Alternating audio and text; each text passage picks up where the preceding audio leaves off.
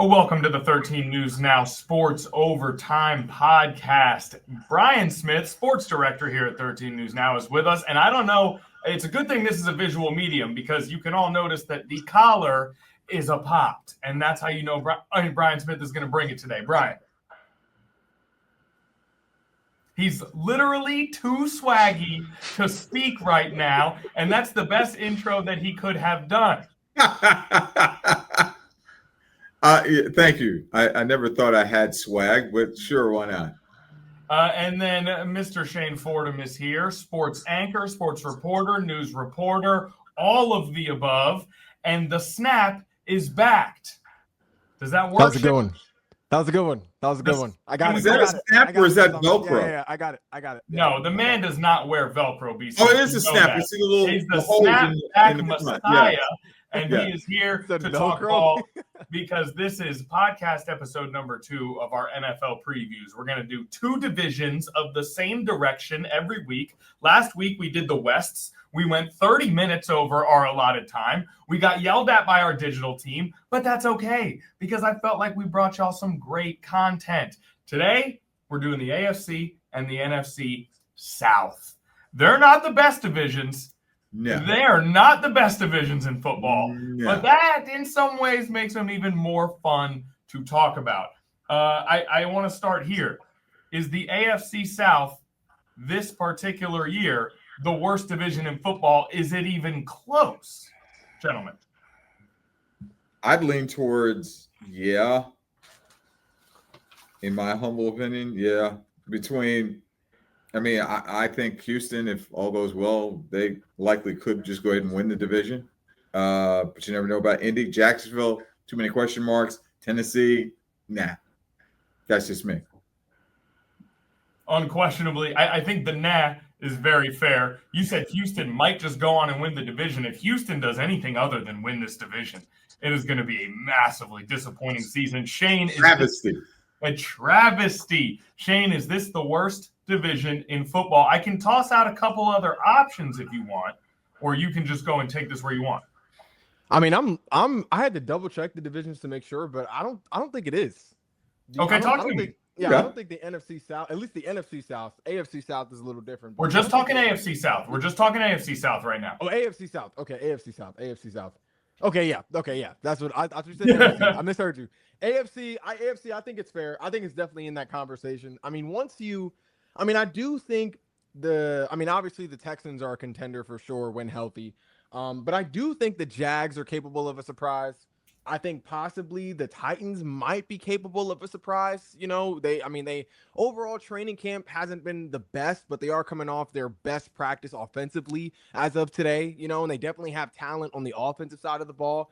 But I think it's definitely in that conversation. I mean, because you got the Colts, who knows what the Colts will look like this year with that, the fact that it's even a battle in the QB room between AR and Daniel Jones is already kind of telling as to what type of season this could be for the Colts. But I think it's fair. I think it's fair to at least put them in that conversation for sure. The division's almost like you ever unexpectedly drive through a bad neighborhood and you have to look and kind of go, I don't need to be here. This is horrible. That's kind of how you feel about the AFC South. Start knocking your GPS a little bit. You kind of go, what is working? Why am I here? That's pretty much what it has to feel like. So. 100%. Now, so I would imagine my next question was going to be, is there any chance that the NFC South will be worse than the AFC South? Let me kick a scenario at you. Houston is a contender, according to Shane Fordham. The Jaguars, as always, have a bunch of high-end talent, or what we think could be high-end talent. The Colts never seem good, but they win 8 games every year. And then if Cam Ward is sort of a productive rookie that raises the bar by 3 or 4 wins, now all of a sudden you've got 4 at least average teams. Whereas in the NFC South, you could have 3 teams that are terrible, possibly. Yeah. Any chance? I disagree with that, actually. I think the NFC South has 3 teams that are capable of a surprise this year for sure. It's possible. Well, and I wouldn't even say surprise because the Bucs, I think at this point, could is the operative word there. Yeah. Well, I think Tampa Bay and Atlanta could. I think the Bucks are a bona fide playoff team at this point. I mean, I think that's. But so are the Texans. I think that's pretty much. So are the Texans. That puts them right but on par with the AFC South. But if I'm looking at the teams in the NFC South and the AFC South, I think there are more teams that are more likely to be in the playoffs in that division as opposed to the AFC South. Like I think we've seen a Falcons team that definitely has enough talent to make a run. All they were missing was a quarterback for the most part. It seems like they possibly have that in Michael Penix. We know that the Panthers, Connor, this was something that you called out at the beginning of the season, something that we kind of talked about, in the studio a bunch of times was the Panthers are due for a run sooner or later, and they showed that. That's not how it works in the NFL. Come on, now. You can't be due. You're not due in the NFL. You got to make the right moves to win games. Did you not say Bryce Young is going to surprise folks this season? And what did he do? He did. I'm saying. I stand by it. I stand by the Bryce Young thing. But you got to be more than due. You got to go out and get the right guys to do what they're supposed to do on the field. Okay, so that settles it. Did they not do that? They did do that. Not with that ownership, no. That settles it. The AFC South clearly below the NFC South in our estimation on this pod. And I think this really all comes down to one thing that I'm really excited to talk about tonight, which is I know Shane Fordham loves those Atlanta Falcons. I know he does, and I've got questions. But let's stay with the AFC South for now. Let's go ahead. I'm going to do a quick recap for you guys of the 2024 season in the AFC South, all right? Yeah, this pink shirt is really making me look flushed. I want everyone to know that I'm feeling great. I'm doing fine. It's the shirt. All right. Number one in the AFC South, the division champions in 2024, the Houston Texans at 10-7. They beat the San Diego Chargers, the Los Angeles Chargers. What a huge mistake earlier in the pod in the wild card round of the playoffs, and then they lost to Kansas City in the divisional round. Number two, and this actually caught me off guard, second in the division was the Indianapolis Colts at 8-9. If you had told me the Colts won 4 or 5 games last year, I would have believed you. That's how it felt from sitting at home. Number three, the Jacksonville Jaguars, 4-13. Doug Peterson canned, fired, gone. And number four, the Tennessee Titans at 3-14, the worst team in football, the number one pick in the draft. A couple of fun facts. Those Houston Texans, they started 5-1 with a win over the Bills. They look like they might be one of the best teams in football, at least in terms of record, but they sort of evened out to become good, above average good. The Colts, you guys remember this? Joe Flacco started 6 games. This came shortly after Anthony Richardson tapped out of a game. Wow. Because he was tired. Yes. He had a long scramble, and then he stepped out of the game because he was tired. He took himself out. That's the first. The quarterback of an NFL football team. Joe Flacco started 6 games following that incident. The Colts said it was because Anthony Richardson was hurt. Who are we to question someone's injury? But the timing is interesting there. But did he actually say he was tired? Yeah, that's what he told the coach. Oh, Shane, back me up on this. He said, I was tired. I was exhausted. Gosh, that's not a good look. It didn't seem like, I think when the reports came out, it didn't seem real because you wouldn't imagine that a professional football player would actually say and do that when he did it. So I think it just, when it came out, it probably shocked a lot of people and came off as like fake news. Because it's like, there's no way.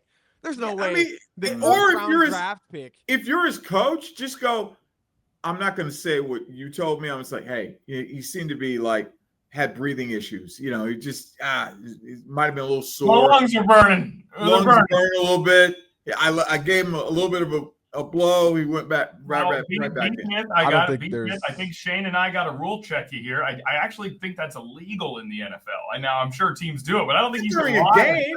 He's got breathing. It's not like he's faking an injury. But what I'm saying is, after the game, you can say, you know what? He looked a little winded. He was fine. Came back in a few minutes later because that's just as bad as a head coach. Don't you think he should be tired of synonyms? This isn't basketball. You can't sub out the quarterback. It's the quarterback. Especially the quarterback. I'm just thinking, wouldn't you think as a head coach, you protect your player from himself? Because if one of my players came to me and said, Coach, I'm tired. All right, come That's out real different, quick. though. All Like, right, if well, it's let's a game like, if theory it's this like out. that Let's could, now we got to game theory this whole thing out. Okay, yeah, so any you go to the any press other and you say he has breathing issues. Guess what all the questions are going to be about on Monday? Does What's he have wrong with- asthma? How's Does he have Andy Reid? this? Is he okay? The next week, every time he makes a mistake, is it a breathing issue again? Yeah, Like, no. you can't. This is professional sports media. I don't think that you can. I get it, Figure but that the out. last thing you Maybe want a cramp. A cramp. A That'd be cramp. good If this was- news there. Yeah. If this was Yeah, any right. other position, B. Smith, what you're saying sounds normal. Like Yes. like defensive linemen, there's a But it's your rotation. quarterback. Offensive linemen, there's a rotation. This is you Receivers, can't. there's a rotation. Running It's- backs, it's a run game by committee. This, Yes, you know, like I this, get it, you can't. but not your You quarterback. can't do. It's not a quarterback by committee. Nope, It's not a you pocket can't. by committee. It's the Quarterback doesn't quarterback. come out the game. They He got to be doesn't. dragged off the field. Exactly. That's Now, here's the that's thing. why winning is such a crucial stat for quarterbacks, because Yes. they're the one position that gets the ball every time, and Don't say they're yes, the one B. position Smith. that doesn't have a rotation. He's It's- working his it's- way that's- towards it's a some very different- specific points. No, Just I'm don't- not gonna Okay, go. now, I'm not gonna this- go there. I'm just this saying conversation- that's what makes it different than any other position on the field. That's all I'm saying. Facts. Very true. Now, this conversation is a microcosm of the Colts season because we just got caught up talking about the quarterbacks. And I Yeah. think everybody last year got up talking about the quarterbacks. And as Shane said, that's for good reason. But low key, behind that quarterback, Jonathan Taylor, you remember that guy? Yeah. Best running back in the league 2-3 years ago. He went for 1,431 yards on the ground and 11 touchdowns last year. The Colts also had 3 different receivers go over 800 yards receiving: Alex Pierce, Josh Downs, and Michael Pittman Jr., while dealing with those quarterback issues. So there's some talent on this team. Like they've got some things going that we all just sort of missed because of all the drama at quarterback. So that's your Indianapolis Colts. Now, another quarterback that you may have forgotten saw some time last year, the Jacksonville Jaguars. Mac Jones, 2020 college football national champion, started 7 games for the Jags last year after Trevor Lawrence went down. And in those 7 games, Mac Jones averaged 167 yards passing, 8 touchdowns, 8 interceptions. So tough for Mac Jones. Now, Trevor Lawrence wasn't much better while he was in there. He was a little better, but not much better. And a lot of hype last year from Marvin Harrison Jr., a lot of hype last year from Malik Neighbors. It's not out of the question that the best receiver in that draft class was Brian Thomas Jr. 87 catches, 1,282 yards, and 10 touchdowns as a rookie, while playing with Mac Jones for a little more than a quarter of the season. So the Jags also have some talent. As we know, they traded up to draft Travis Hunter. And lastly, the Titans. The Titans executed a proper tank. We got to give props where props are due. Yes. The Titans finished the season 0-6 to clinch that number 1 pick and go up and get Cam Ward, which is an accomplishment in and of itself. So congrats to the Titans. Now, let's rank the quarterbacks, shall we? Let's go ahead and put these quarterbacks in order. The Colts are in the middle of a quarterback competition. So you can rank either Richardson or Daniel Jones, the Colts' other option at quarterback. So let's start with Shane Fordham. Rank the quarterbacks. All right. So AFC South, obviously, I don't think it's up for discussion. Stroud is by far number 1 for sure. I'm gonna go ahead and put Cam. Wait. Are we saying ranking them right now, or in terms of what we expect from them this season? For this It's season. a little different. For this season. Okay. So I think Cam Ward has a shot at number 2. I think he does. He has the weapons on offense. He's showing he's really the most promising thing on this offense in training camp right now, according to reports. I don't think it's crazy to say that Cam Ward could have a better season than Trevor Lawrence. But then, of course, I got T-Law at number 3, Connor's guy. Now, honestly, those two are interchangeable to me because I think Trevor Lawrence could also have sort of a breakout season for himself this season. I think he also has the weapons, obviously Brian Thomas, but then Travis Hunter is listed as receiver right now. So it's going to be a nice little dynamic duo that he's going to have on offense between Brian Thomas, Travis Hunter. He also has a decent running back in ETN. So I think it's not crazy to think that those two could be interchangeable, both liable to have a solid to good season this year. And then whichever you look at in the Colts, whoever they have in the back pocket, AR or Jones, they're both at 4, dead last, 100%. Not much else to say about that. Okay, B. Smitty. Definitely go with Stroud. Gosh. Number 2 is hard. Well, number 2 was not difficult for me, but I can see that it is difficult for you guys. I got some biases. I'd say, depending on how he recovers from his injury and the concussion, which he got last year, Trevor Lawrence at number 2. Gosh. Definitely Colts last.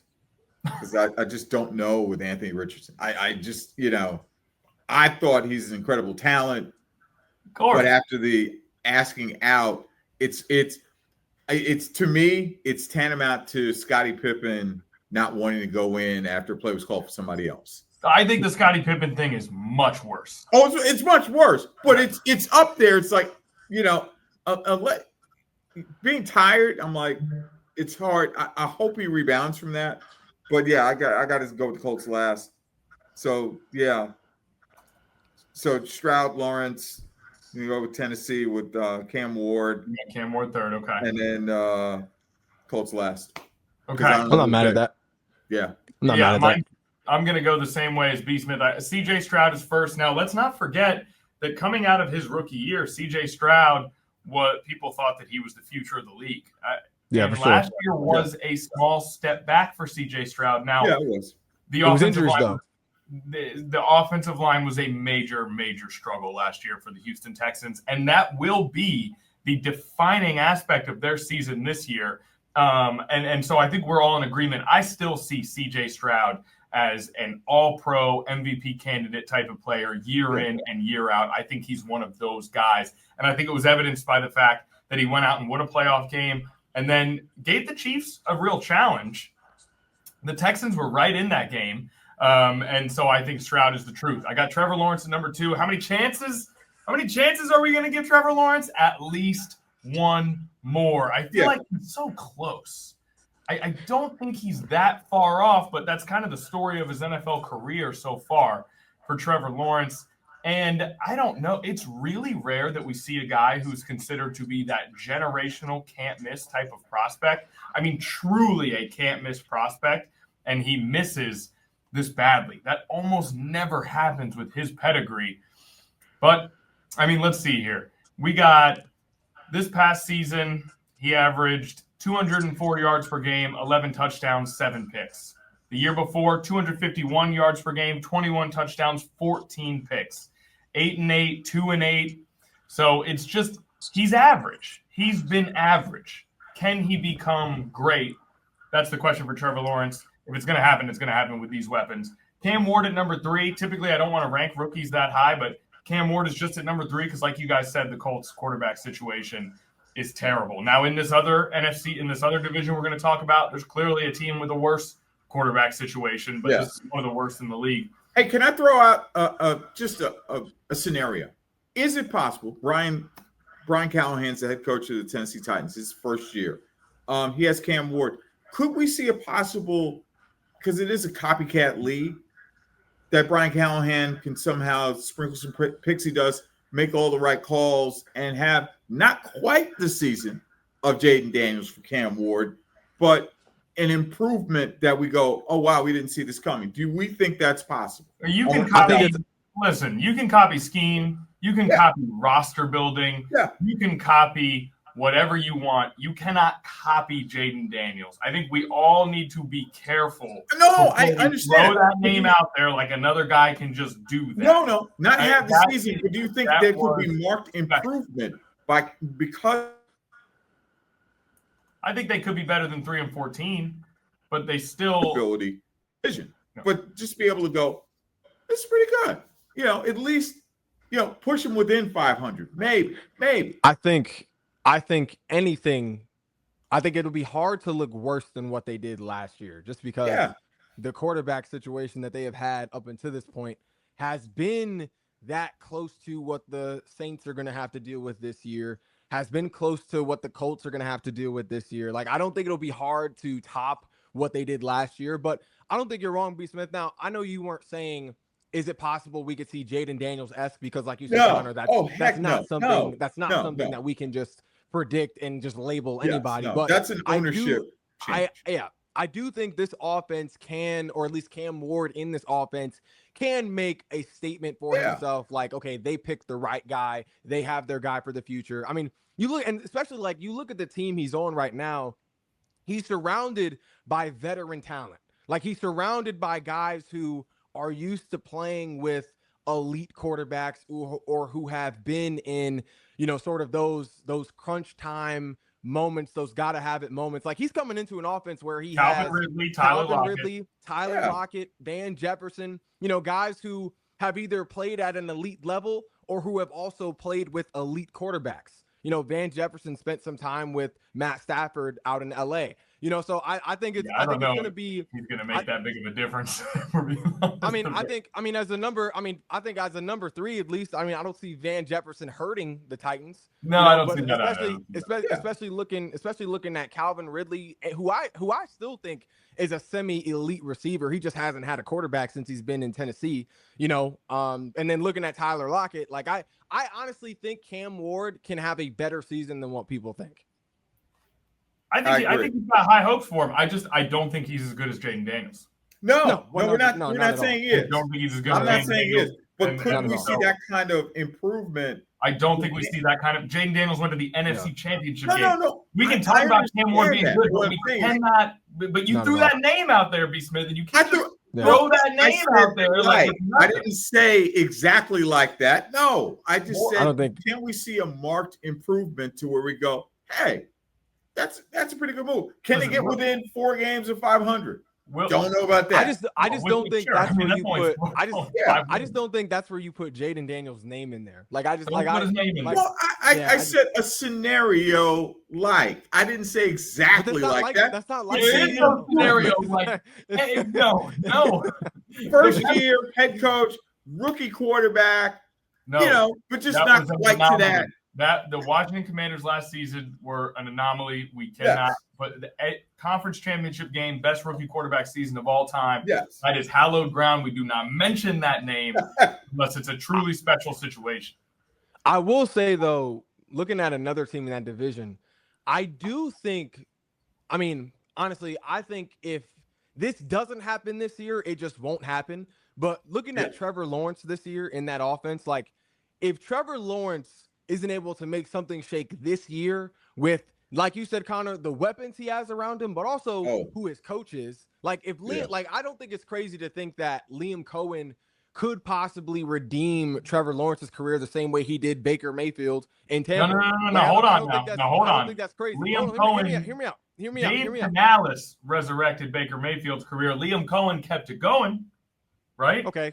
All right. That's fair. But the fact that he at least kept it going, I don't think it's a stretch to think because he was able to operate and coordinate that offense as well as he did in Tampa. I don't think it's crazy to think that he could do the same, if not at least similar, with a more talented and younger quarterback in Trevor Lawrence. And they obviously have the weapons, but we just talked about it, a dynamic receiver, what could be a dynamic receiver duo with Thomas, with Hunter, but then they also got a lucky number 3, one of our guys, Diami Brown, who definitely showed promise last season. I mean, I think that's but Diami Brown is not a difference. He had a good playoff game, and so we think of him a certain way because that was the last impression we got of him. But he was not a difference maker all season long for the Commanders. But I think with the right quarterback, he could be. And Jaden Daniels obviously was that right quarterback, and we saw Diami Brown make big plays in big time moments. So I don't think it's crazy to say that he could have that similar impact on a team that has a guy who is at Jaden Daniels level talent-wise in Trevor Lawrence. Diami Brown had 300 yards receiving last year. Well, I mean, I agree with your overall Daniels' main target because I mean I think Olamide Zaccheaus falls in that category. Austin Eckler was a big target out of the backfield for Jaden Daniels last year. Zach Ertz, a security blanket on third down. But Diami Brown was in that wheelhouse. Guys who once you can get them, if you have a quarterback who can get them the ball in tight windows, They will come down with it. They are capable of making that play. I think we could see Diami Brown sort of resume that role. I think your point is well taken. Your point, Trevor Lawrence, though. Your point is well taken. He can be a solid number 3 receiver. I'm just messing with people. They're trying to make sure you're on your toes. Shane, can you do the Liam Cohen Duval? No, I'm not doing that. I got you. I've been practicing. Duval. Listen. Give us one, B. Smith. What a way to start off the regime. Duval. Yeah, that's kind of how it sounded. What a start. I know, and I don't want that to color our impression of him as a coach. It's hard not to, but we're talking 1 year. He was an offensive coordinator in LA, which means Sean McVay at least had some trust in him, but he only lasted a year there. Then he went to the Bucs, where they had that infrastructure from the Canales era, and he was able to keep that going, which is fantastic. But we'll talk about the Bucs in a couple minutes. You start to dig into that roster, they're actually kind of loaded on the offensive side of the ball. So I have questions about Liam Cohen. But if he can bring some offensive wizardry, I think that's going to be great. I want to do one Anthony Richardson rant, and then we can move on. Okay? Please. Going into the NFL draft, all I heard about Anthony Richardson was that he's a project. He's going to – what? Didn't play enough.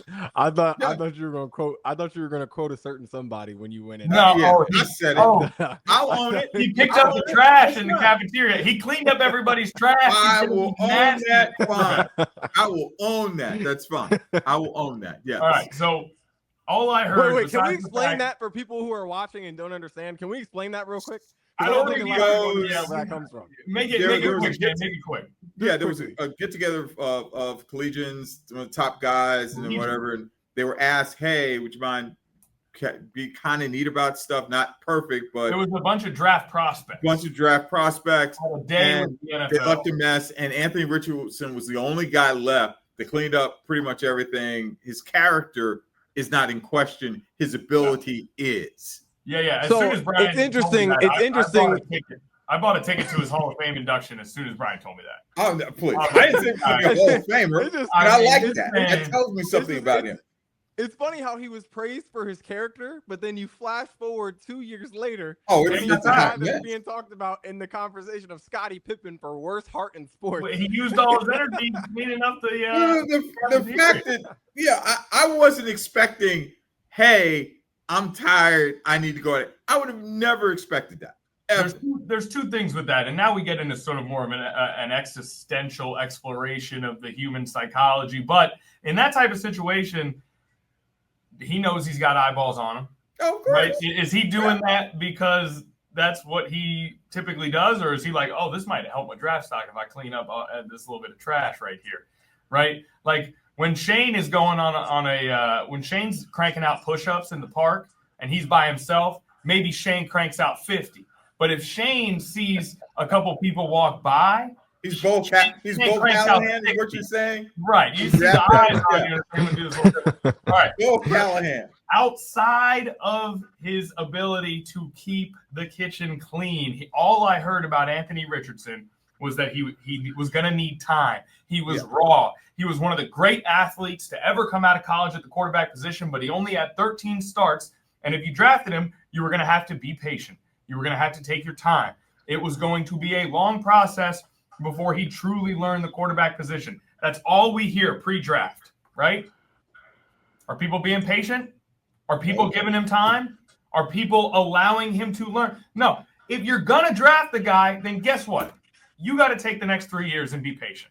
Exactly. You can't yank him. I don't care if he does the tapping out because he's tired. You cannot yank him in and out of the lineup. No, you cannot put undue pressure on him to make the playoffs because you told us, everybody told us that it was going to take time. So give him time. They don't want to do it. They draft him knowing this, and then they expect to be good right away. You know as well as I do, we're in a time where that's just not going to happen. People aren't going to be patient. Colts fans, then draft someone else if you're not going to be patient because this guy needs patience. Well, the question is, whoever is in charge deciding that needs to either just say, you know what, we're sticking with it. I'll lay my job on the line and stick with him, or move forward, move on. Do either one, but don't just go, well, we're going to see what happens. Just do it. If you're going to do it, do it. Yeah, they clearly want him to start as soon as possible because they wouldn't have signed Daniel Jones if they wanted to give him time to sort of learn, sort of get adjusted. Like basically the way the Vikings treated JJ McCarthy, they brought in Sam Darnold, who was it was a questionable at that time, but clearly in camp he showed some things enough to earn that starting job. But how the Vikings treated JJ McCarthy after drafting him is basically how the Colts should have treated Anthony Richardson. They should have brought in.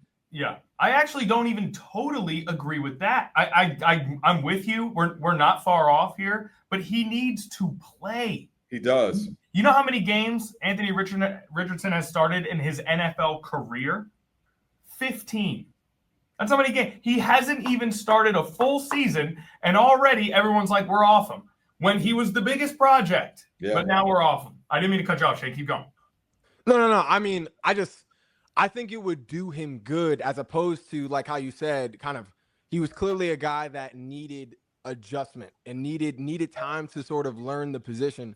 I think it would help him to have a full year where he didn't have to worry about, okay, I have to be prepared or not be prepared. You always got to be prepared, but I'm the guy. Like, these are my reins to take. Like, I think it would help. I think it would do him a great benefit to be able to have a season where he can sit behind a vet and sort of learn the ins and outs of the quarterback position, especially being that he is in an offense that has significant weapons around him.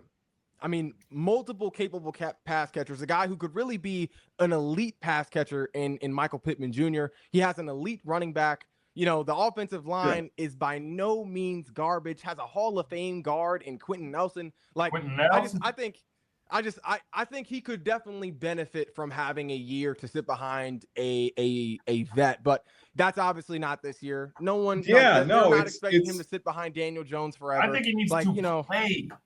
I get it, but here's the problem: is he staying healthy? Can he stay healthy? Sure. Do you take a chance? Like, personally, this may be his last year. I'm throwing it out there. Because I agree with you, Connor. He does need time. You think this to be his last year? Would it have? I don't think it should be, but Shane, that is how it seems. It could.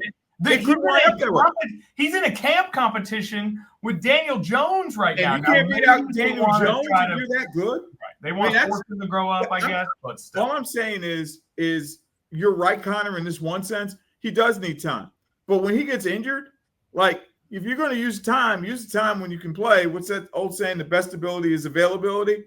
If you are available and he was doing this and struggling, then you could already make up your mind, do what you want to do. But he hasn't been healthy enough to really complete a season, do what's necessary. We don't know. And if you take a chance as a GM and head coach on him, that's your job. Yeah. I think that's a fair point about the health for sure. Now let's go. Now, Shane, give me a hot take for this division. Hot take for this division. If you got one, if you don't have, we don't force hot takes around here. If you don't have one, then don't worry about it. I don't know if it's hot because I'm not predicting that Trevor Lawrence is going to have a breakout year this year just because I'm not a believer. Connor, I know that's your boy, that's your guy. But that would be the closest thing I have to a hot take is that this could be his breakout year, possibly, just because he has a guy like Liam Cohen who knows how to run an elite offense, who knows how to utilize his weapons. You guys got a lot of faith in Liam Cohen, man. I think it's a promising move. I think it's a promising move. I mean, clearly Dougie P, forever a legend in Philly, but he just wasn't getting it done in Jacksonville. He just wasn't getting it done in Jacksonville. Thank you for the ring, Dougie P. He gave everything he had to the city of Philadelphia. 100%. But clearly Dougie P overall, I think he definitely is a guy who has that offensive wizard sort of mantle. Like, he definitely is one of those guys. But if Trevor Lawrence couldn't get it done with him, and he is now not able, if so, not able to get it done with another guy who is familiar with running a successful offense, clearly there's only one common denominator, and it's him. I think there is a chance that he could either prove to be the problem or prove to just need just that he needed some different guidance in that head coach to offensive coordinator room. So I think that's the closest I have to a hot take, is that this could be. I don't fully believe in him enough to say, oh yeah, this is gonna happen. This is his year. Let me throw I'm mine out going there. to be silly with my hot take. This is going to be. I'm going to be silly with this. Trevor Lawrence needs a fresh start, so I say they're going to move on from him, and I say Cam Ward will probably do better than Trevor Lawrence this year. Okay, that's pretty spicy. I'll just throw it out there. Do you have the Jags finishing last in the division? Yeah. Yeah, I think Cam Ward has the ability to do, and it's insane. Not like. Well, Shane, remember where we came from. He compared him to Jaden Daniels 10 minutes ago. Exactly. Yeah. So I'm just saying. I do think Cam Ward has a lot of I think he has the ability to do slightly better than Trevor Lawrence, and I don't think Trevor's going to, if he hasn't bounced, and unfortunately, he had an injury, shoulder concussion. Yeah. I hope he bounces back. I think even if Cam Ward ends up being Malik Willis, similar play style, similar game style. Bro, even if he's Malik Willis, I do not think they have a worse season than the Colts this year. I just don't think so. But remember, the Colts won 8 games last year. Jonathan Taylor, 3 good receivers, a decent offensive line. Who was the QB? Joey Flacco and Anthony Richardson. Exactly. Bro. Yeah, it was Joe. Joe was way more reliable for that offense than Anthony Richardson. I don't think this offense. Well. I don't think this offense is getting 8 wins with Daniel Jones, because if Daniel Jones start over Anthony Richardson, I got something for you guys. Anthony Richardson did have one really good game last year. 20 for 30, 272 yards, 1 touchdown, no interceptions. 10 carries for 31 yards against the New York Jets. Okay, Anthony, come on, baby. You know what? I would say something, but I'll get in trouble if I say it. Yeah, I'm sorry, man. That was uncalled for. I knew what you were going. I was like, dang, he's going to bring up this game. Listen, that is not a benchmark. Make the Pro Bowl. All right, we have talked a lot about the Colts, Jags, and Titans. We have not talked about the best team in this division, the team that Shane called a Super Bowl contender. So before we wrap this division and move on, let's do a quick word on the Houston Texans. My quick word on the Houston Texans, I remember a time in the early 2000s where Bill Belichick, ever heard of him? Yeah, you might not know him. He's the coach at the University of North Carolina. But is that where he went? I was wondering where he went. He's at UNC. Yeah. Hanging out with the kids. So Bill Belichick used to get rid of Bill Belichick would get rid of good players after what seemed like a year too early, or even 2 years too early. He would let big name guys go before it seemed like they had started to decline. AKA buy low, sell high. And oftentimes they would start to decline. Shane, I'm making a point here. I'm sorry, I was sick. Yeah, we're all a little stuffed up. It's it's the middle of summer. Who doesn't have a cold?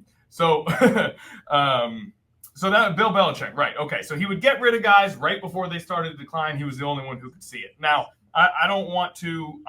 We're all very excited about the Commanders' season, but the Houston Texans' offensive line was not good last year.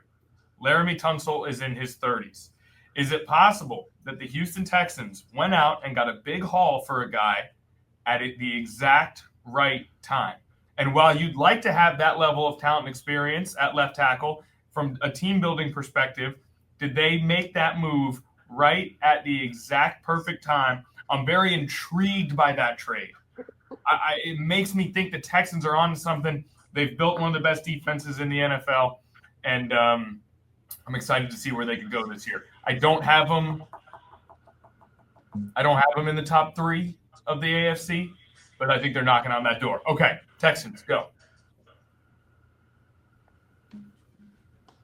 I think they're going to be on the rebound. I think they'll battle back. I don't know if it'll be quite to the extent when they were 2 years ago. They were good last year. Stroud took a step back. The offense struggled, but they went 10-7. They made the second round of the playoffs, and they gave the Chiefs a run for their money. I mean, I think they rebound. I think they do. I think Stroud does come back and have a better year. Let me read you the Texans. The Texans' last 3 games. Well, no, this isn't as impressive as I thought. Okay, go ahead, Shane. I interrupted you for no reason there.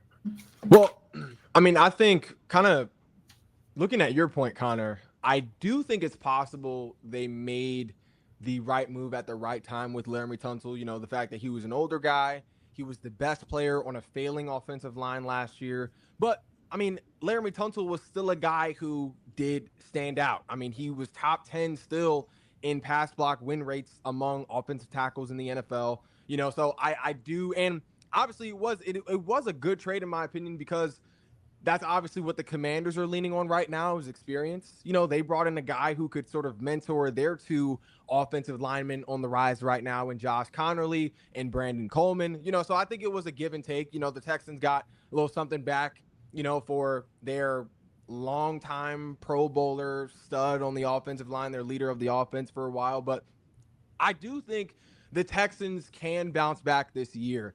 I mean, even but are they bouncing back? They had a decent. I see what you guys are saying. I mean, they went they 5. just, 2 years ago, bad, but they didn't have the same dominance that they had in CJ Stroud's rookie year.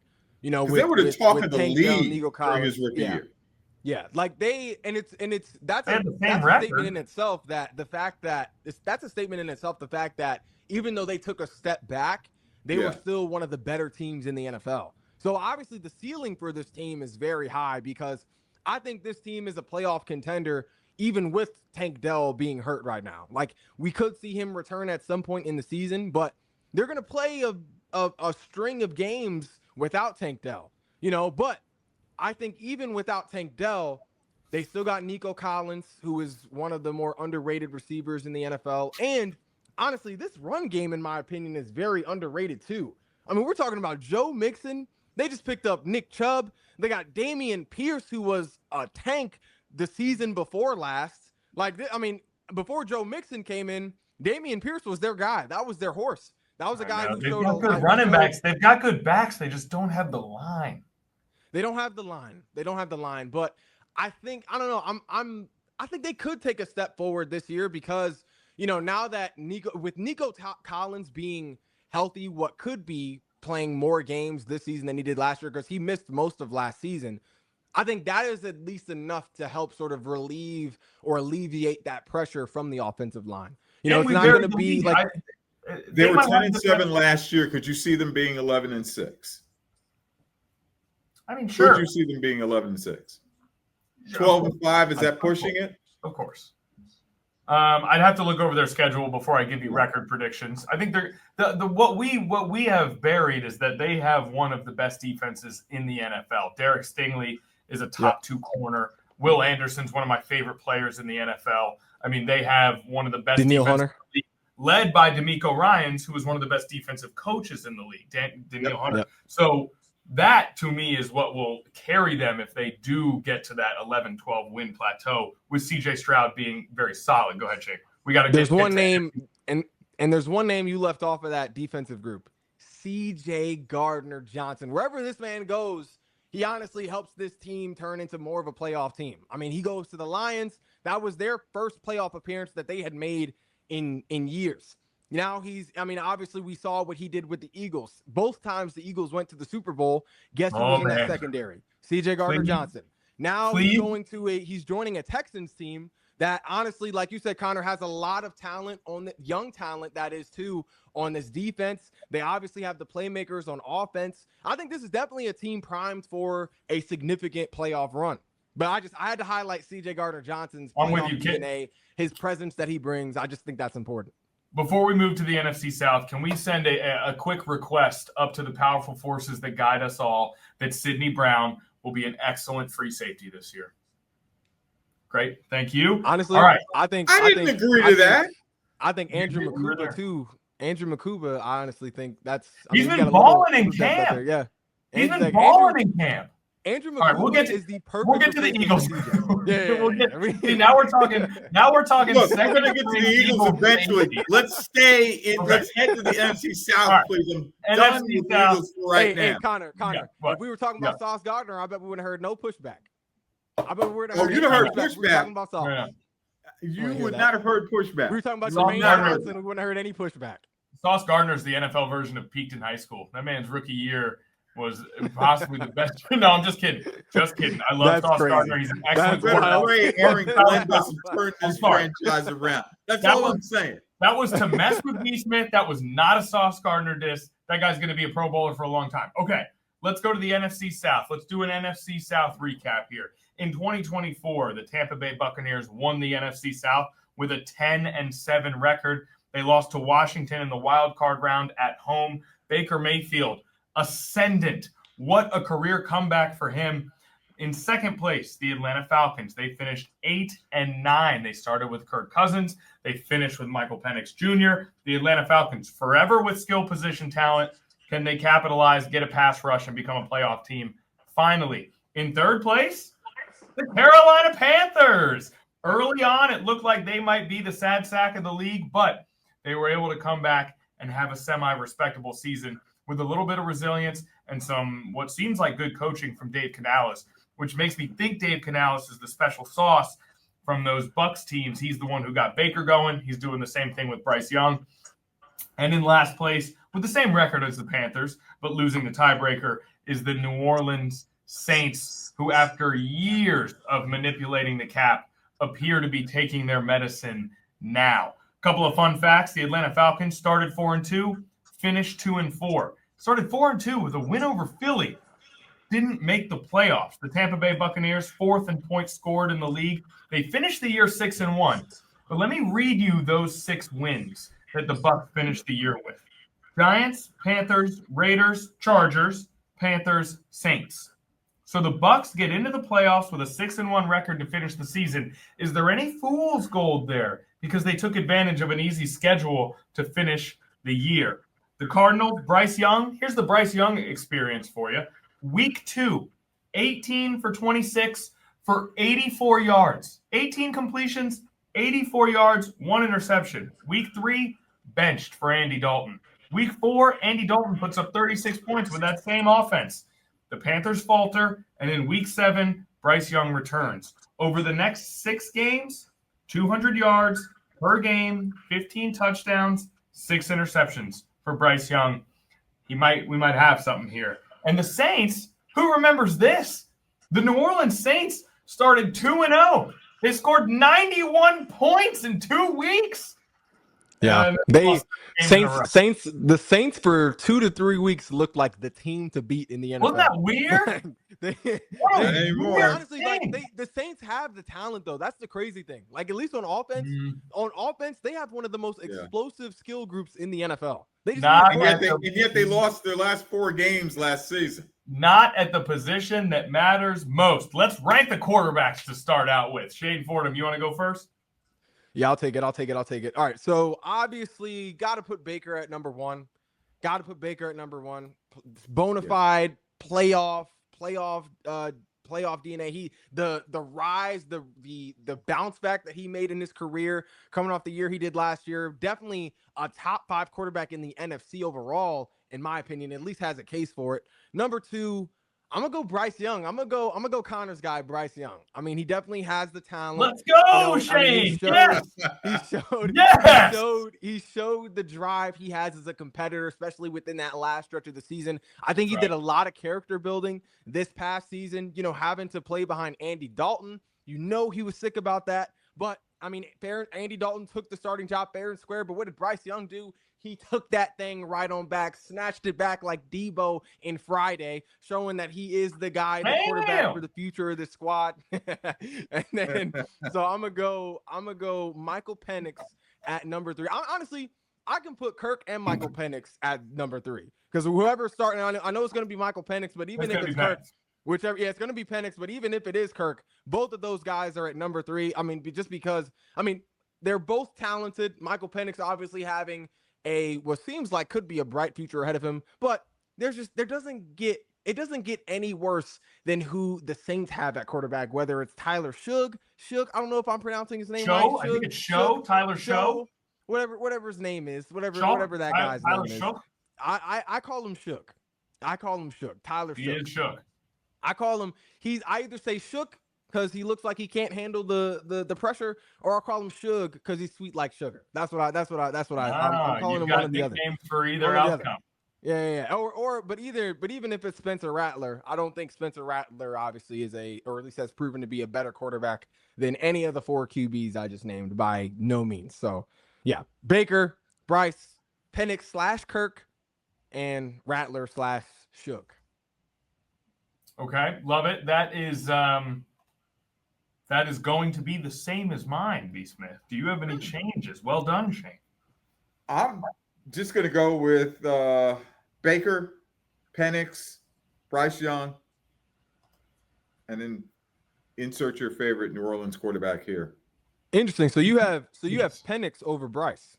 I do, because he showed some stuff last year that I went, wow. Even though that Kirk Cousins was hurt, he showed he can handle it.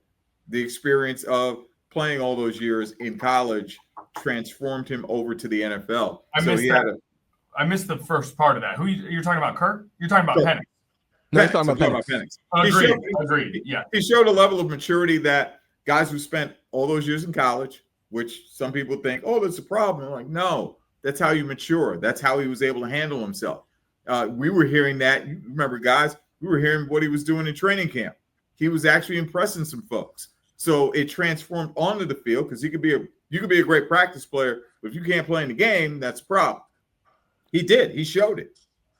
And I will say that is another guy who benefited from having that sort of room for adjustment, room for transition into the NFL, having a vet, a capable vet at that, to sit behind and learn from for a stint, for a period before sort of stepping into that starting role. Because, I mean, like we said, not everyone can be Jaden Daniels. Not everyone can be CJ Stroud be a Pro Bowler in their first year, first game, first season, stepping in to those bright lights, stepping into that role. So I think that's honestly, I think that's very important for a young quarterback to have, is that sort of room for transition. And lest we forget too, he's got Bijan Robinson too now. It's another year with him. Well, he's got more than that. He's got more than that, but I'm just saying he's got the play. A decent offensive line. Yeah. I don't. I was talking to someone about Kyle Pitts this weekend. One of my buddies this weekend said, Kyle Pitts, this is the year. Are we still in on Kyle Pitts? B. Smith is out. I'm Shane out. is in. Why wouldn't it have it? Not yet. I'm not in convinced 100%. yet. Bro, Kyle Pitts, like, he honestly has elite level talent at the tight end position. Like, but that's not the question. Yeah. But I'm saying, if you give that type of pass catcher a capable quarterback, which it seems like Michael Penix could be, you give him that type of pass catcher who is actually interested and is focused on getting him the ball, which is something that Michael Penix has verbally expressed. He has verbally expressed an interest in getting Kyle Pitts the ball at a more consistent level. We don't care about training camps down bites. That's important. If Michael Penix, what's he supposed to say? No, I'm really not interested in it. Hey, Mike, how you feeling about Kyle Pitts? Not interested. Won't throw it to him. What's he supposed to say? But that's a good sign, though. The fact that he is not a bad sign. I think it's a nothing sign. Well, okay. I don't think that's a nothing sign. Got all he could have talked about anybody. He could have talked about anybody. We've seen what Drake London can do in an offense. We've seen the type of weapon Darnell Mooney can be in this offense. But that's what I'm saying, Shane. But Shane, think about this. You said that you want to see Kyle Pitts in a good offense with a good quarterback, but those other guys are able to produce in this offense with this quarterback. Why can't Kyle Pitts? But they're also schemed. They're schemed open more in that offense. Like if you watch those games, they were like the guys who got the ball the most were the primary targets. Like it was like the offense wasn't really. Kyle Pitts just wasn't schematically as involved in this offense. Why do you think the coaches made that decision? Question marks, maybe. I mean, I just think because at the end of the day, you do have to go with what's proven. Something my coaches always told me in college, like, I got to play and I got to use who's going to help me put food on my table for my family. Okay, that's so going to the be the coaches proven guys. don't believe that Kyle Pitts is going to put food on them for their family. I mean, he's starting. He's been a starter since he was drafted, so clearly he has enough belief to be out there at least. He's just in the game maybe plan. he doesn't want his kids to have tater tots. He wants them to actually have French fries. Are French fries definitively better than tater tots? Oh, yeah. 100%. Not even close. There are days. I agree. Of course, I agree. Close. There are days when I would take a tater tot over a French fry. Yeah. There are days. Those are weird days. For me. Those are down bad days. Those are down bad days. Who doesn't have down bad days? Show a little vulnerability, fellas. Hey, speaking of being down bad, we're talking Tyler Shuck here. We got to get his name right out of respect. We get Tyler Shuck. I know we got some. You're going to get a good nickname for him going, Shane, but for now, Tyler Shuck. Now, Tyler Shuck was a freshman at Oregon in 2018. He was a freshman at Oregon. Shane, where were you in 2018? I was getting ready for my SATs. Getting ready for your SATs. Wow. And now you're one of the best news reporters in this area, and you were getting ready for your SATs when he started high school. 3 years at Oregon, 3 years at Texas Tech, and then last season, 3,100 yards, 23 touchdowns, 6 interceptions for a surprising Louisville team. And the New Orleans Saints think he's the quarterback of the future. Tyler Shuck, 7 years in college. Let's hope he can have a 7-year career with the New Orleans Saints. If not, it's going to be Spencer Rattler or maybe Jake Haener. You guys remember Jake Haener for a couple games last season? Vaguely, yes. Yeah. Connor, I gotta stop you right there. There's no way the Saints believe he is the quarterback of the future. They did this to make a statement. This was not a faith-based pick. They wanted to get political. That's what the Saints are trying to do. What's the message that they're sending? That anybody can be Shedeur. Anybody is worthy of being drafted over Shedeur. That's the message they were trying to send. This was not a pick like, okay, this guy is a baller. This guy is a football player. No, that's not what that was. I'm with you. I think the New Orleans Saints absolutely should have drafted Shedeur Sanders. I think it's insane that they didn't. But no first-year NFL head coach uses the 40th pick in the draft on a statement message guy. The Saints used that's almost a first-round pick. They think that he can be their quarterback of the future. He's not a Cam Ward level. They don't know for sure that he's their guy, but they think he can be. They would not – listen, these coaches don't have long to keep those jobs. Kellen Moore is not going to use his 40th pick in the draft to go get a guy just to send a message. I can't tell if you were kidding or not, but they think that he can be a guy or that he's got a Connor, chance. think about this. Think about what you're saying. A guy who should have been taken in the 4th or 5th round, Kellen Moore, with his football knowledge, says, you know what? I think Shuck. Like shucking a cornstalk. Sugar honey iced tea. I think this guy can help us win games. Don't curse on here. Don't curse on here now. No way. Now, for the listeners at home, if you didn't catch our live NFL draft special on 13 News Now Plus, you don't know that Shane Fordham, before the draft, said that Shedeur Sanders should have been the number 1 overall pick. And then we watched him slide to the 5th round of that draft. Doesn't mean you're wrong yet. I said I would have. I'm not saying the Titans are wrong for not picking him up. You're right. We don't have to get too deep into that. The point is, I didn't say he was the bona fide number 1. I just said I would lean more towards Shedeur. You took the Shuck pick personally, is what I'm saying. 1,000%. Yes. 1,000%. The New Orleans Saints gave Derek Carr a monster contract under semi-mysterious. We went into this offseason thinking Derek Carr was going to be the Saints starting quarterback next year. And under somewhat mysterious injury circumstances, he retired. And so he's out. Either Tyler Shuck, Spencer Rattler, or Jake Haener is in. And Tyler Shuck was the 16th ranked quarterback in the class of 2018 coming out of high school. So I think the Saints could be worse than the Browns. I think the Saints could be the worst team in the league. And easily. Like you said, Easily. Right. They've got Kamara. They've got two good wide receivers. Chris Chris Olave, Olave and Raheed Shaheed. I can't see. He's my Tyler Shuck. Give me the name again. Rashid Shaheed. The first and last names sound too similar. I always mess it up. Raheed Shaheed. They've got good wide receivers. They've still got Trevor Penning on that offensive line. They've got an expensive team. Their defense doesn't have the names that it used to have. So, but when your quarterback play is this bad, here's a better way to put it. I think this is the worst quarterback situation I've ever seen in the NFL. Wow, and that's saying a lot. I'm a Jets fan. That's going to be my hot take. I've seen some bad situations. This is worse than any Jets situation, I think. Whoa. But maybe we're the ones underestimating Tyler. Worse than Zach Wilson, you think? Well, Zach Wilson, first of all, that's different because Zach Wilson was the number 2 overall pick in the draft. Yeah. He didn't work out, but at the time, it was a better situation having him because of what they thought that he would That is true. Yeah, he at least had some upside. There's no quarterback right now. Where did he have upside? He had upside. With the Jets? I didn't see it. He didn't fulfill it. He didn't fulfill it, but he did have upside. There's no quarterback on the Saints roster that has upside. There's no at least not that I can see. There's Spencer Rattler's got of upside, kind of. I think he has more upside than these other two. Yeah. You know, I thought I was kind of excited when he got on the field last season because like, okay, hold on, he's got weapons. We know Spencer Rattler. He's got some athleticism to him. He's got the mobility.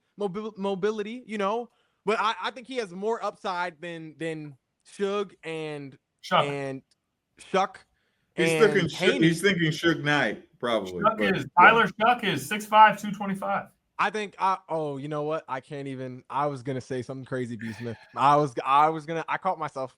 I had to catch myself too. Yeah, I caught myself. Well, you got with the Suge Knight reference or what? Yeah. It was gonna get bad on here. It was. It was. But he caught himself like I did. Yes. Yeah, I had to catch myself. Yeah, I had definitely a Suge. We're shook by Shook. Yeah, that's honestly. Let's say it now. Well, I don't think I can. Let it go. Let it go. I don't think I can. Let it go. I want to say it so badly.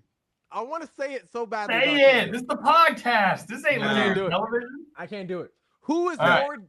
No, I can't. I can't do it. We're shook. We're shook. That's what it is. That we're not feeling it. I think more. What? I think I probably talk about it. I probably trust Suge less than Snoop Dogg trusted Suge Knight. I probably first of all, it's Tyler Shuck. Suge, exactly. Sugar, whatever. I trust Shuck less than Snoop Dogg trusted Suge Knight. That's not what I wanted to say, but that's what I'm gonna say. I have very little trust in Tyler Shuck, and this is a very talented offense. You just talked about him, Connor. Track stars up and down this lineup on offense. No, it's talented offensively. Defensively, that's different. But offensively, with a decent quarterback last year, this team was setting the league on fire the first 3 weeks. First 2 weeks, and that ended up being a misnomer. First 2 weeks. Well, there was hope going into week 3. There was hope going into week 3. But so what I'm saying is, with the right quarterback, if they did that with Derek Carr, with if they were, with who they had on the squad last year, imagine what they could have been with a potential franchise guy in a guy like Shador, in a guy like, I know they didn't have the chance to, but in a guy like Cam, in a guy like, like someone who has way more upside, way more promise than who they currently have in this QB room. You guys are complete. You're saying no chance Tyler Shuck is a good NFL quarterback. And I'm saying no chance. No chance whatsoever. B. Smith? No. All right. I don't know, but we are going to clip this. I think Chip Kelly has a better shot at being a head coach in the NFL again before Shuck becomes a capable quarterback in the NFL. All right, we'll find out. Now, one person who a lot of people thought did not have a chance of being a capable quarterback in the NFL for a short period of time that has proven them definitively wrong is Baker Mayfield. Now, this Tampa Bay Bucs offense is loaded. They have one of the best offensive lines in the league. Baker Mayfield is resurgent. Bucky Irving is a beast.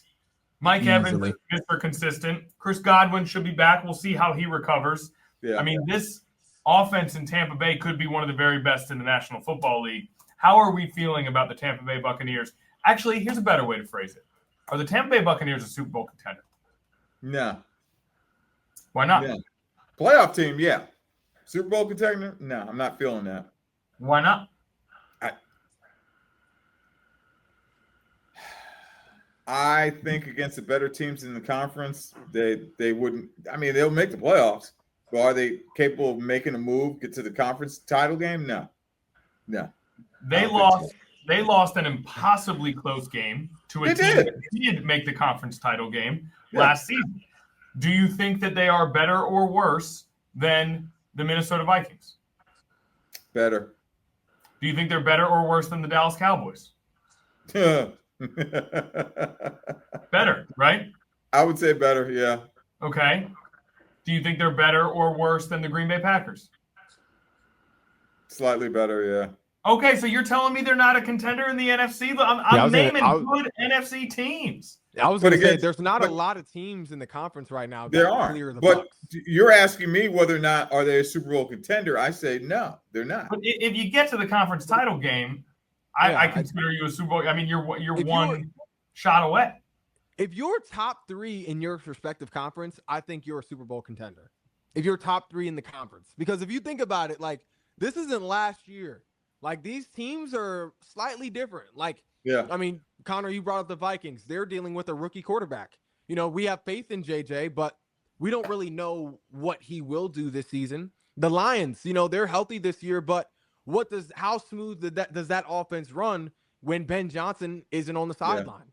You know, Are they the better? Packers, the Are they Packers better? have a lot of talent, but Jordan's young. You know, the Commanders, they're talented, but if Terry's not on the field, who knows what that offense could look like? Terry's going to be on the field. We need to operate as if I'm Terry's just going to be on saying, the field because he we will hope be so. on the We field. hope so. We hope I think so, but I don't think they're top 3 because I do think. Well, are they better or worse than the Rams? I think that's a conversation. Like, I I'd honestly, pick the Rams. There's I think it's no close. offense. Do the Buccaneers have a single weakness on offense? Maybe No. tight end. Yeah. Cade Otton is not a weakness, though. Cade Otton's not a weakness. He's not a Pro Bowler, but he's not a weakness. Yeah, like he is a dependable tight end for that system. So Tampa For has sure. no weaknesses on the offensive side of the ball. They've still got Vita Vea on the interior. They signed Hassan Reddick. That might be more name than actual production at this point. Levante David is still on this team. Antoine Winfield is still on this team. I mean, they've got names on defense. I'm gonna shout somebody A lot out of too. those guys are a little older. I'm gonna shout somebody out too. They got Tyke Smith at safety as well. They got Tyke Smith at strong safety. Philly native. I actually played against him in high school. Oh, he just wanted to drop Name that. drop. Nah, Name drop. Against him in high school. I like it. We got smacked, by the way, in case y'all were wondering. We got smacked. It was bad. But like we said, the Bucks finished the year 10-7. They were 4-6, and then they beat the Giants, Panthers, Raiders, Chargers, Panthers, and Saints. I don't know. I mean, the Bucks, they smashed the Eagles at the beginning of the year, and they beat the Chargers. Other than that, I don't know how many marquee wins they even had last season. Mm-hmm. It's a tough. The Bucks are a tough team to figure out. I think they have a really high ceiling. Yeah. And that offensive line, if you have a good offensive line, you can go anywhere pretty much. True. Unless, Ooh. you know, as long Well, if you have a good offensive line and a good quarterback. The offensive line may be a bit of a question this year just because Tristan Wirfs just had knee surgery. You know, Is Wirfs out for the season? Not out for the season, but he's Right. going to miss at least the first 4 games, you know, Okay. maybe a little more. So, I mean, that's a bit not like overly concerned, but a bit of a question since that's like one of the best tackles in the NFL. Fair. But then another name we missed out on defense, Antoine Winfield.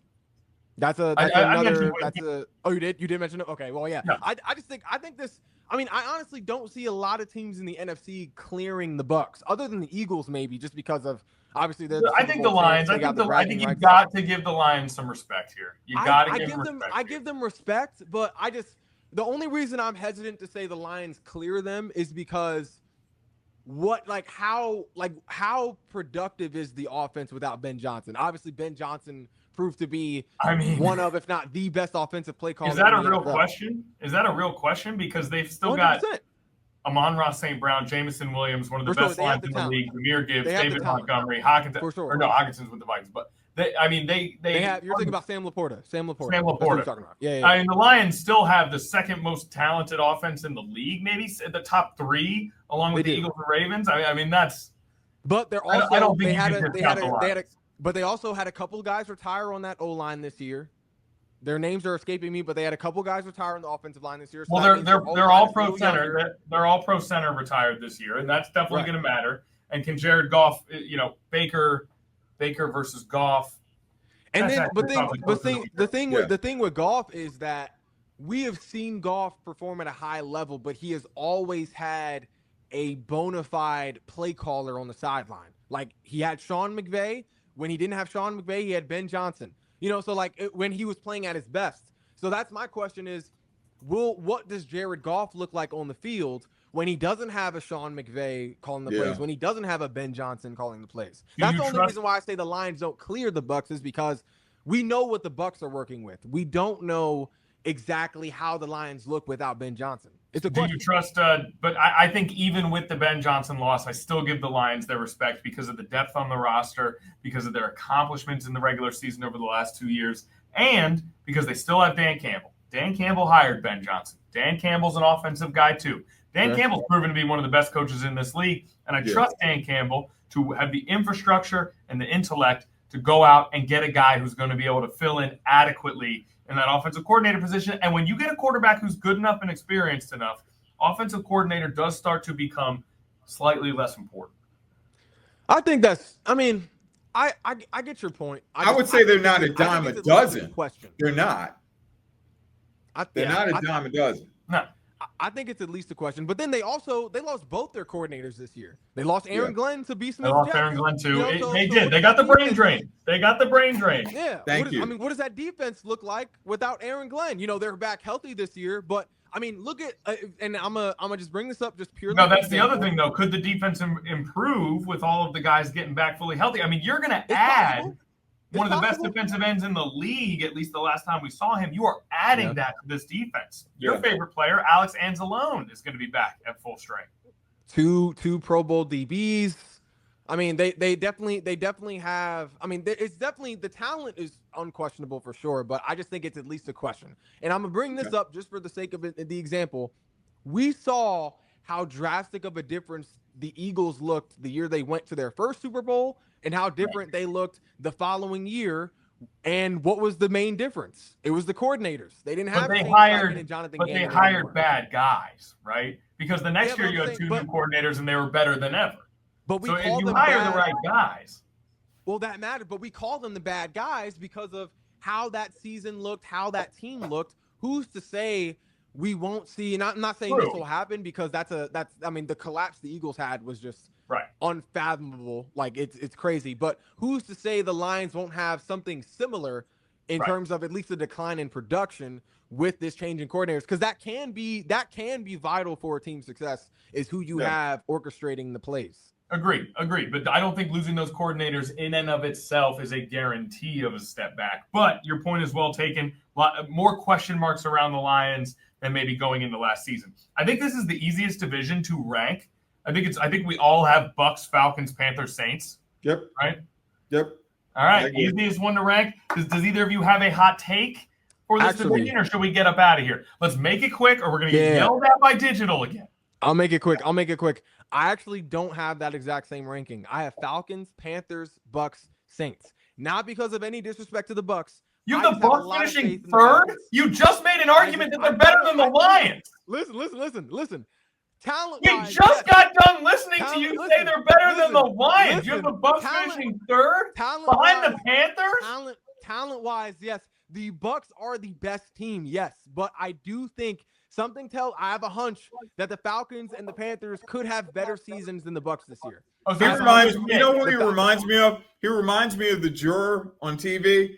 Everybody says he's guilty or she's guilty, and he's the one that says, "Oh no, not guilty because of this." I could just tell by the way he was looking at me. He's not guilty. Exactly. Everyone's ready to go home.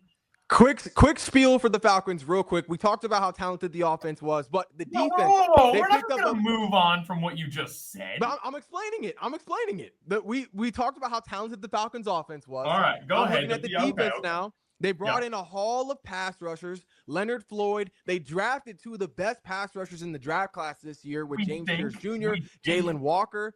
They're definitely talented guys. They have 2 seasoned DBs. Jesse Bates they brought in, AJ Terrell, who has been one of the better corners in the NFL for years. So they definitely have talent on both sides of the ball. But if Penix can be who they think he is, I think I don't think it's crazy to think that the Falcons could win this division with how talented the offense is by itself. Then Panthers, Connor, I'll let you. I know you have a lot to say about the Panthers, probably, maybe not. I don't have a lot to say about them. I think Bryce Young has the ability to become a franchise quarterback in this league. I think that is true. I think that they've got some interesting young receivers on that team, and it seems like Dave Canales could be a head coach. But I don't see any logical path for them to finish ahead of the Bucs. No, I can't see it. I think it's possible. They have a good mix of vets and young guys. They have a. What does that mean? It means not guilty. That's what it means. Listen, who are the best? Who are the best on offense? Who are the best? You got Adam Thielen, who is still. Whoa, B-Smith. Got Adam Thielen. We forgot. They have Adam Thielen. Yeah. Restart the pod. Hunter Renfrow is an underrated route runner. And then you have your young tandem with Leggett and Tet. Tet has been impressive in training camp so far. More training camp notes. He's been impressive in training camp so far. They have a decent running back duo with Chuba Hubbard and Rico Dowdle. They got they have